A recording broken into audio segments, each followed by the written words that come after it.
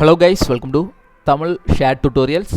இந்த வீடியோ நம்ம என்ன பார்க்க போகிறோம் அப்படின்னா, இன்றைக்குள்ள ட்ரேடும் அதில் கிடச்ச ரிசல்ட்டு தான் வந்து பார்க்க போகிறோம். ஸோ இதுக்கு முன்னாடி 2 வாரம் நான் என்ன ப்ராக்டிஸ் பண்ணிகிட்டு இருந்தேன் அப்படின்னு பார்த்தீங்கன்னா, ஃபஸ்ட் வீக் வந்து ஆப்ஷன் செல்லிங் வந்து பழகிட்டு இருந்தேன். ஸோ அடுத்து செகண்ட் வீக் வந்து பார்த்திங்கன்னா ஆப்ஷன் பையிங் வந்து ட்ரை பண்ணிகிட்டு இருந்தேன். ஸோ ரெண்டுலேயுமே பார்த்திங்கன்னா ஓவரால் ப்ராஃபிட் தான் வந்துச்சு. ஸோ ஓவரால் ப்ராஃபிட் மீன்ஸ் ரொம்ப ஹியூஜ் ப்ராஃபிட்லாம் இல்லை, இருந்தாலும் வந்து நான் இன்வெஸ்ட் பண்ண அமௌண்ட்டுக்கு ஒரு டீசெண்டான ப்ராஃபிட் தான் வந்து கிடச்சிருந்து. ஸோ இந்த வீக் என்ன பிளான் பண்ணியிருந்தேன் அப்படின்னா, option buy or option sell ரெண்டுலேயுமே எது டைமை பொறுத்து நம்ம வந்து ஆர்டர் கிடைக்கிறத பொறுத்து எடுத்துக்கலாம், இந்த மைண்ட் செட்டில் தான் இந்த வீக் ட்ரை பண்ணேன். ஸோ லாஸ்ட்டு 2 நாளாகவே வந்து பார்த்திங்கன்னா ப்ராப்பரான ஆர்டர்ஸ் வந்து கிடைக்கல. ஸோ கிடைக்கலன்னு சொல்கிறத விட மார்க்கெட்டே வந்து ஒழுங்காக மூவ் ஆகலை, ஒரு சைடு வேலையே வந்து இருந்துகிட்டு. ஸோ அந்த டைம்லலாம் ட்ரேட் பண்ணால் லாஸ் ஆகிறதுக்கு அதிக வாய்ப்பு இருக்குது அப்படிங்கிறதுனால ஆர்டர்ஸ் வந்து கிடைக்கல, ஆர்டர்ஸும் நான் எடுக்கலை. இன்றைக்கி வந்து ஒரு ஆர்டர் எடுத்தேன். ஸோ அதுவும் வந்து பார்த்திங்கன்னா எனக்கு வந்து 2300 லாஸில் தான் வந்து முடிஞ்சுது. ஸோ இப்போது இந்த என்னோடய ட்ரேடிங் பிளான்ஸ் இது எல்லாமே நான் வந்து இதில் வந்து போட்டிருக்கேன். ஸோ இது எதுக்காக அப்படின்னு பார்த்தீங்கன்னா, ஸோ இதை பேஸ் பண்ணி தான் நான் வந்து ட்ரேட் பண்ண போகிறேன். ஸோ ப்ராக்டிஸ் பண்ணுறது எல்லாமே வந்து இந்த செட்டப்பில் தான் வந்து பழகுறேன், சரியா? ஸோ இதில் வந்து பார்த்திங்கன்னா என்ன அப்படின்னா, சப்ளை டிமாண்ட் கான்செப்டில் தான் நான் வந்து ப்ராக்டிஸ் பண்ணலாம் அப்படின்னு இருக்கேன் இப்போதைக்கு. ஸோ இது வந்து ஒர்க் ஆகாது, இதில் ஓவரால் எல்லாமே ஃபெயிலியர் ஆகுது, அந்த மாதிரி எனக்கு வந்து ரிசல்ட் கிடச்சா மட்டும்தான் நான் வந்து அடுத்த ஸ்ட்ராட்டஜிக்கு மூவ் ஆவேன். ஸோ இப்போதைக்கு எனக்கு தெரிஞ்ச ஒரு அட்வான்ஸ் ஸ்ட்ராட்டஜினே சொல்லிக்கலாம். நார்மலாக எல்லாரும் யூஸ் பண்ணுறத விட கொஞ்சம் அட்வான்ஸான ஸ்ட்ராட்டஜி, சரியா? ஸோ அதுதான் வந்து யூஸ் பண்ணலான்னு பிளான் பண்ணியிருக்கேன். அதை யூஸ் பண்ணி தான் நல்லா ப்ராஃபிட்டும் வந்து ஒரு சில நாட்களில் வந்து எடுத்தோம். ஸோ அப்போ இதில் என்ன அப்படின்னு பார்த்தீங்கன்னா, ரிஸ்க் மேனேஜ்மெண்ட் என்ன இதுன்னா, அரௌண்ட் 1% தான் ஒரு நாளைக்கு வந்து லாஸ் ஆகணும். ரிவார்டு வந்து என்ன மாதிரி இருக்கணும்னா, மினிமம் 1.5 to 3%. அதாவது நம்ம இன்வெஸ்ட்மெண்ட் ரிஸ்க் எடுக்கிற அமௌண்ட்டை விட கண்டிப்பாக ப்ராஃபிட் வர அமௌண்ட் வந்து கூட தான் இருக்கணும். அப்படி இல்லைனா அது ரிட்டன் வந்து ஸ்டாப் லாஸ் ஹிட் ஆனாலும் பரவாயில்லை அப்படின்னு வந்து வெயிட் பண்ணணும். ஸோ இதான் வந்து ஸ்ட்ரிக்டான ஒரு ரிஸ்க் மேனேஜ்மெண்ட் ரூல். ஸோ இதான் வந்து ஃபாலோ பண்ணணும் அப்படின்னு நான் வந்து முடிவு பண்ணியிருக்கேன். இன்றைக்கி அதை பேஸ் பண்ணி தான் ஒரு ட்ரேடும் வந்து எடுத்தேன். ஸோ அது வந்து லாஸ் ஆச்சு. என்ன ட்ரேட் அப்படின்னு பார்த்தீங்கன்னா, எக்ஸாக்டாக மார்க்கெட் வந்து இன்றைக்கி வந்து காலையிலேயே வந்து ஒரு நல்ல ஒரு மூமெண்ட். ஸோ மூமெண்ட் ட்ரேடுனா ஒரு கான்செப்ட் இருக்குது, நம்ம இன்னும் அதுக்குள்ளே போகலாம் போகலை. அது என்ன அப்படின்னா, மார்க்கெட் வந்து அந்த ஓப்பன் ஆகி அந்த ஒரு 1 ஹவருக்குள்ளேயே கரண்ட்டாக மூவ் ஆகிறத வச்சு ட்ரேடு பண்ணி ப்ராஃபிட் பார்க்கலாம். ஆனால் அதிலெல்லாம் ரிஸ்க் இருக்குது. ஸோ அதனால் நம்ம இன்னும் அதுக்கெல்லாம் போகலை. இன்றைக்கி நான் என்ன பண்ணேன் அப்படின்னா, இதில் ஒரு சோன் இருந்து 5 மினிட் டிமாண்ட் சோன் இருந்து, ஸோ அதிலிருந்து கொஞ்சம் நல்லா பிரேக் அவுட் ஆகி ஒரு பெரிய கேண்டல்லாம் வந்து ஃபார்ம் ஆகி போயிருந்து. ஸோ அப்போ நான் என்ன எதிர்பார்த்தேன் அப்படின்னா, பொதுவாக டிமாண்ட் சோன் வந்து ஒரு கரெக்ஷன் என்ட்ரி, நம்ம ஃபிபனாக்கிலாம் யூஸ் பண்ணுவோம், உங்களுக்கு தெரியும். ஸோ அந்த ஃபிபனாக்கிலாம் யூஸ் பண்ணி பார்த்தோம் அப்படின்னா நமக்கு தெரியும், அரௌண்ட் 5 to 618 லெவல் வந்து ஒரு கோல்டன் லெவல்னு சொல்லுவோம். பெரும்பாலும் அந்த ஏரியாவில் நமக்கு வந்து ரிவர்சல் வந்து நடக்கும், சரியா? ஸோ அந்த செட்டப் தான். ஸோ அப்போ இதில் ஒரு சோன் வந்து கிடச்சிருந்து. ஸோ அதில் ஒரு ரிவர்சல் ரிஜெக்ஷன் வந்து நான் எடுக்கலாம் அப்படின்னு வந்து எடுத்தேன். ஸோ அதில் என்னென்னா, கிளியராக ஒரு இன்வெர்டட் ஹேமர் ஃபஸ்ட்டு ஃபார்ம் ஆகிருந்து, அடுத்து வந்து பார்த்திங்கன்னா ஒரு டோஜி மாதிரிலாம் ஃபார்ம் ஆச்சு. ஸோ உடனே நான் வந்து என்ன பண்ணேன், பை ஆர்டர்ஸ் வந்து 2 எடுத்தேன், 2 லாட் எடுத்தேன். ஸோ அதனால் என்ன நடந்து அப்படின்னு பார்த்தீங்கன்னா, அது வந்து அப்படியே டவுன் ஆகி வந்து ஸ்டாப் ஹிட் ஆகிட்டு இந்த சோனில்.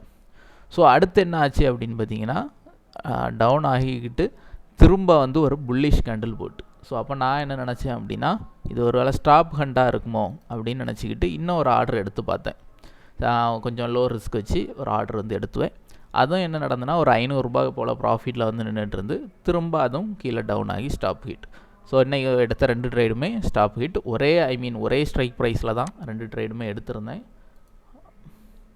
So 18,400 BE option. பிஇனா நீங்கள் வந்து செல் எடுத்தேன்னு நினச்சிடாண்டாம், இது வந்து ஆப்ஷன் செல்லிங்கில் நம்ம எடுத்தனால அது பிஇ தான் வந்து எடுக்கிறேன். பிஇயில் வந்து நான் செல் எடுத்திருந்தேன். ஸோ தட் மீன்ஸ் மார்க்கெட் வந்து அப் ஆகும் அப்படிங்கிறது செல் எடுத்திருந்தேன். ஸோ கொஞ்சம் ஸ்மால் ப்ராஃபிட் நின்றுக்கிட்டே மார்க்கெட் வந்து டவுன் ஆகிட்டு. ஸோ ஓவரால் வந்து இன்றைக்கி எடுத்த ட்ரேட் வந்து ஃபெயிலியர். ஸோ அந்த ட்ரேட் லாஸ் வந்து 2300 ரூபாய். ஸோ இன்னும் நமக்கு வந்து பேலன்ஸ் வந்து எவ்வளோ இருக்குது அப்படின்னா, அரௌண்ட் 2.15 lakhs வந்து இருக்குது. ஸோ இதை வச்சு நம்ம நிஃப்டி அப்படின்னா 2 லாட் வந்து எடுக்கலாம். இது பேங்க் நிஃப்டி அப்படின்னு போனோம் அப்படின்னா நமக்கு வந்து 1 லாட்டு தான் எடுக்க முடியும். ஸோ அதனால தான் நான் வந்து நிஃப்டியில் இப்போதைக்கு பண்ணிகிட்ருக்கேன். ஸோ இன்னும் கொஞ்சம் ப்ராஃபிட் வந்து இதை வந்து நம்ம ஒரு அட்லீஸ்ட் இன்னும் ஒரு 50,000 50,000 இன்னும் ஒரு ப்ராஃபிட் வந்து எடுக்க வேண்டியிருக்கு. எடுத்துட்டோம் அப்படின்னா பேங்க் நிஃப்டிலேயே நமக்கு வந்து 2 லாட் வந்து போடலாம், போட்டு வந்து ரிஸ்க் ஃப்ரீயாக பண்ணலாம். அடுத்து செகண்ட் கொஸ்டின் வரும், இதில் ஆப்ஷன் பையிங்லேயே எடுக்கலாமேன்னு. ஸோ கண்டிப்பாக எடுக்கலாம். நான் அந்த option buying and option selling 2 week வந்து ப்ராக்டிஸ் பண்ணேன். எனக்கு ஆப்ஷன் செல்லிங்கை விட ஆப்ஷன் பையிங்கில் தான் ப்ராஃபிட் அதிகம் கிடச்சி. சரி, அது எல்லாமே நம்ம டெலகிராம் குரூப்பில் நான் பண்ணுறது எல்லாமே வந்து அப்டேட் பண்ணியிருப்பேன். நம்ம குரூப்பில் ஜாயின் பண்ணிக்கோங்க. சப்போஸ் பிகினராக இருந்தீங்கன்னா உங்களுக்கு ஒரு பிகினிங் ஸ்டேஜில் ஒரு ட்ரேடர் வந்து பண்ணும்போது என்னென்ன விஷயங்கள்லாம் தெரியுது, என்னென்ன மிஸ்டேக் பண்ணுறோம், எல்லாமே வந்து எனக்கு தெரிஞ்ச விஷயங்கள் நான் எல்லாமே வந்து குரூப்லலாம் ஷேர் பண்ணியிருப்பேன். ஸோ அதெல்லாம் வந்து நீங்கள் வந்து வாட்ச் பண்ணிக்கோங்க, உங்களுக்கு வந்து யூஸ்ஃபுல்லாக இருக்கும். சரியா?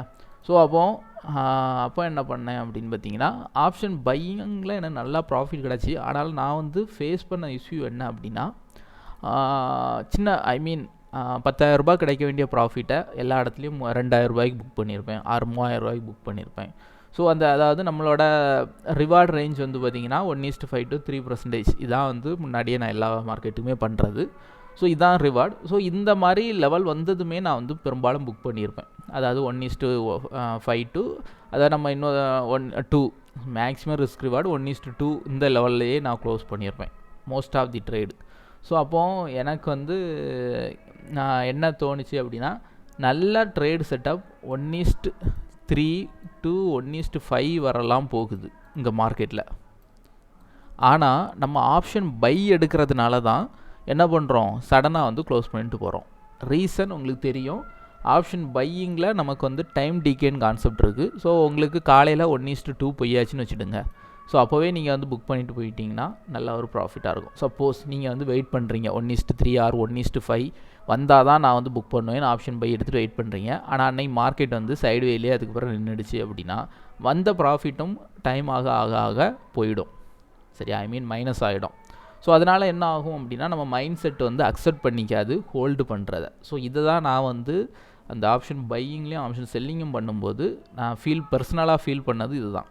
அதாவது ஆப்ஷன் செல்லிங் எடுத்திருக்கும் போது எனக்கு ப்ராஃபிட் கம்மியாக வந்தாலும் என்னால் தைரியமாக பொறுமையாக ஹோல்டு பண்ணுறதுக்கு மைண்ட் செட் அக்செப்ட் பண்ணிக்குது. காரணம் என்னென்னா, டைம் ஆக ஆக நமக்கு வந்து மார்க்கெட் மூவ் ஆகாட்டாலும் கொஞ்சம் ப்ராஃபிட் வந்து இன்க்ரீஸ் ஆகிட்டே இருக்கும். ஸோ அதனால் ஆப்ஷன் செல்லிங்கில் நம்ம எந்த ஆர்டர் எடுத்தாலும் ஹோல்டு பண்ணுறதுக்கு மைண்ட் செட் அக்செப்ட் பண்ணிக்குது. ஆனால் ஆப்ஷன் பையிங்கில் அக்செப்ட் பண்ணிக்க மாட்டேங்குது. கிடச்ச ப்ராஃபிட்டை புக் பண்ணுவோம் அந்த மாதிரி தான் வந்து தோணுது. சரியா? அப்போ ஆப்ஷன் செல்லிங் அந்த ஆப்ஷன் பையிங் வந்து பெஸ்ட்டாக ஒரு ஸ்கேல்பர்ஸுக்கு தான் ஒரு பெஸ்ட்டாக இருக்கும். அப்பப்போ ட்ரேட் பண்ணி ப்ராஃபிட் எடுத்தோமா, லாஸோ ப்ராஃபிட்டோ சடனாக வந்து என்ட்ரானோம் எடுத்தோம் க்ளோஸ். ஸோ இப்படிப்பட்டவங்களுக்கு ஆப்ஷன் பையிங் செட் ஆகும். ஆனால் ஆப்ஷன் செல்லிங்கிறது நான் என்னோடய மைண்ட் செட்லாம் அப்படி தான். ஃபுல்லாக மார்க்கெட்டை பார்த்துட்டு சடனாலாம் க்ளோஸ் பண்ணி ட்ரேட் பண்ணுறதுலாம் எல்லா டைமும் எனக்கு வராது. எப்போ ரேராக தான் பண்ணுறது. ஸோ என்னை பொறுத்த வரைக்கும் ஆர்டர் எடுத்தால் அட்லீஸ்ட் ஒரு சில மணி நேரம் அந்த நாளுக்குள்ளே ஆடி நம்ம ஹோல்டு பண்ணி ஒரு டீசெண்டாக ப்ராஃபிட் எடுக்கணும். அந்த மைண்ட் செட்டு தான் நார்மலாக நான் பண்ணக்கூடிய ட்ரேடிங். ஸோ அப்போ நம்ம மைண்ட் செட்டை சேஞ்ச் பண்ணாண்டா அதே கான்செப்டில் பண்ணோம் அப்படின்னா எனக்கு வந்து ஆப்ஷன் செல்லிங் தான் ஓரளவு எனக்கு வந்து நல்ல ஒரு ரிஸ்க் ரிவார்டோட நமக்கு வந்து ப்ராஃபிட் கொடுக்கும் அப்படின்னு ஒரு மைண்ட் செட் வந்து தோணுச்சு. ஸோ அதனால் நான் என்ன பண்ணேன்னா ஆப்ஷன் செல்லிங்கில் இன்றைக்கி ஆர்டர் எடுத்தேன். சரியா? ஸோ அது வந்து ஆப்ஷன் பையிங் எடுப்பனா செல்லிங் எடுப்பனா அதெல்லாம் வந்து இன்னும் 100% கன்ஃபார்ம் ஆகலை. இருந்தாலும் ஆப்ஷன் செல்லிங்னு வரும்போது தைரியமாக ஹோல்டு பண்ணி ஒரு பெரிய ப்ராஃபிட் புக் பண்ணுறதுக்கு ஒரு வாய்ப்பு இருக்கிறதுனால நான் வந்து அதுக்கு வந்து ஃபஸ்ட்டு முக்கியத்துவம் கொடுப்பேன். பேலன்ஸ் இல்லாத பட்சத்தில் நம்ம வந்து ஆப்ஷன் பைக்கு வந்து மூவ் ஆகிக்கலாம். இதுதான் வந்து என்னோடய பிளான். ஸோ என்ன நடந்தது அப்படின்னு பார்த்தீங்கன்னா, இந்த இடத்துலையே மார்க்கெட் வந்து ஒரு அட்லீஸ்ட் வந்து கொஞ்சம் நேரம் ஒரு 1/2 மணி நேரத்துக்கு மேலே இந்த ஏரியாவுக்குள்ளேயே நின்றுச்சு. ஸோ இதில் நம்ம எடுத்த 2 ட்ரேடுமே வந்து ஃபெயிலியர் தான். அடுத்து வந்து ஸ்டாப் ஹிட். ஸோ அடுத்து என்ன நடந்ததுன்னா மார்க்கெட் வந்து கண்டினியூவாக ஃபால். திரும்ப என்ன நடந்துருக்கு பாருங்கள், அப்படியே அப்பாகி இந்த சோன் ஏரியாவை டச் பண்ணி திரும்ப வந்து லைட்டாக டவுன் ஆகி நிற்கிது.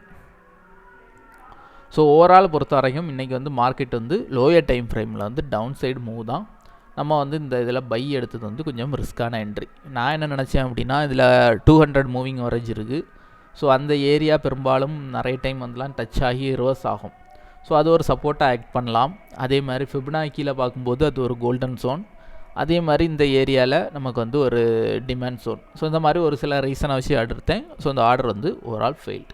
ஓகே கைஸ், நாளைக்கு வந்து நமக்கு ஒரு நல்ல ட்ரேட் கிடைக்கும் அப்படின்னு வந்து எதிர்பார்ப்போம். ஸோ நான் என்னோடய ட்ரேட் நான் எடுக்கும்போது எல்லாமே அப்டேட் பண்ணுறேன், என்ன மாதிரி ரிசல்ட் வருது அப்படின்னு. சரியா? ஸோ ஓவரால் நம்ம வந்து ட்ரேட் பண்ண ஸ்டார்ட் பண்ணி 2 lakh ஃபஸ்ட் இன்வெஸ்ட் பண்ணியிருந்தோம். அடுத்து வந்து பார்த்திங்கன்னா அதில் ஒரு 20,000 வந்து ஈக்விட்டி ட்ரேடிங்கில் வந்து லாஸ் ஆச்சு. ஸோ ஓவரால் வந்து எல்லாத்தையும் க்ளோஸ் பண்ணிக்கிட்டு ஆப்ஷன் ட்ரேடிங் வந்து மூவ் ஆனேன். ஆப்ஷன் ட்ரேடிங் 170 சம்திங் அந்த ரேஞ்சில் வச்சு மூவ் ஆனேன். அதுக்கு பிறகு ஓரளவு ப்ராஃபிட் வந்து 220 வரைக்கும் வந்து, ஸோ இப்போது 218 வரைக்கும் வந்து. சரியா? அதுக்கு பிறகு ஓவரால் இப்போ 3K லாஸ் ஆகி 2.15 lakhs வந்து இருக்குது. ஸோ ஓவரால் நான் வந்து இந்த மார்க்கெட்டில் போட்டது 2 lakhs, இப்போதைக்கு இருக்கிறது 2.15. ஸோ ஒரு 15,000 ரூபாய் வந்து லாஸ்ட்டு ஒரு 1 மந்தில் நம்ம வந்து ஓவரால் ப்ராஃபிட்டாக வந்து வச்சுருக்கோம். ஸோ இந்த மந்த் எப்படி முடிய போகுது அப்படிங்கிறது வெயிட் பண்ணி பார்ப்போம். Okay guys, thank you, thanks for வாட்சிங்.